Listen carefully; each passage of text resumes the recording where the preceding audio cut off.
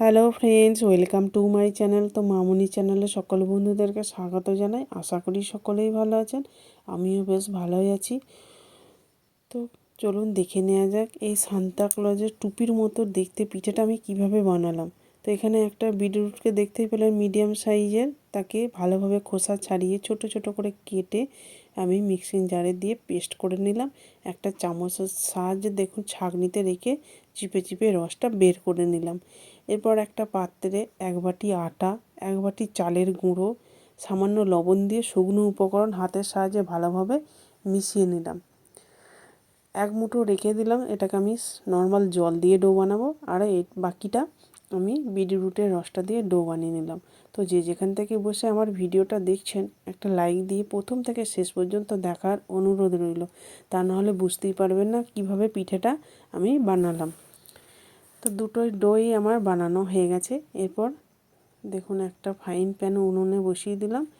গরম হতে নারকেলটা আগে থেকেই কুড়ে রেখেছিলাম, মিডিয়াম সাইজের একটা নারকেল নিয়েছিলাম, আর গুড় দিয়ে দিলাম। এরপর আমি এটাকে পুর বানিয়ে নেব।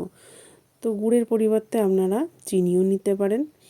তো আমার মনে হয় চিনির থেকে গুড় স্বাস্থ্যের পক্ষে অনেকটাই ভালো। তো এরপর এখান থেকে খানিকটা দেখুন লেচি নিয়ে নিলাম। এরপর যে নারকেলের পুরটা বানালাম মাঝখানে দিয়ে দিলাম। এরপর 2 হাত দিয়ে এইভাবে চেপে চেপে মুখটা বন্ধ করে দিলাম। এইভাবে দেখুন নিচের দিকটা একটু মোটা রাখলাম আর উপর দিকটা একটু ছুঁচালো রাখলাম। এরপর সেই সাদা যেটা মাখিয়েছিলাম নর্মাল জল দিয়ে, সেটা এই যে এইভাবে টুপির মতো মাঝখানে বসিয়ে দিলাম। তো দেখুন আমার সবগুলোই হয়ে গেছে। তো আপনাদের বোঝানোর জন্য আরও একটা দেখুন দেখিয়ে দিলাম।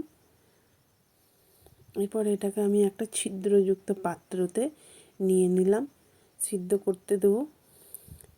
জল ফুটে উঠলে এটাকে আমি বসিয়ে দিলাম সিদ্ধ করার জন্য। ব্যাস 10 মিনিট রাখলেই হবে। 10 মিনিট পরেই দেখতে পাচ্ছেন কালারটা অনেকটা পরিবর্তন হয়ে গেছে, সিদ্ধও হয়ে গেছে।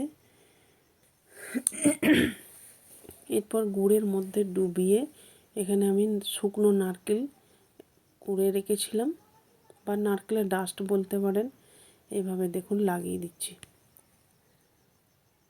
আরও একটা আপনাদের বোঝানোর জন্য দেখিয়ে দিলাম দেখুন। তো বাড়িতে একবার হলো অবশ্যই বানিয়ে দেখুন কেমন হলো, কমেন্ট করে জানাতে ভুলবেন না। আর ভালো যদি লেগে থাকে লাইক কমেন্ট করে শেয়ার করে দেবেন, সাবস্ক্রাইব করে পাশে থাকবেন।